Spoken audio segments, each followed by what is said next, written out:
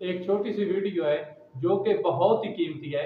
आपने बहुत सारे लोगों को देखा होगा जो कहते हैं कि हम कोई भी चीज़ खाते हैं या उसकी वजह हमारे मैदे में जलन होती है, जलन की वजह से हमारे मुंह में छाले पड़ जाते हैं, आंवले हो जाते हैं, मुंह जख्मी हो जाता है, जबान के ऊपर नीचे से छाले वगैरह बन जाते हैं जो बहुत ज़्यादा तकलीफ देते हैं, ताकि पानी भी नहीं पी सकते।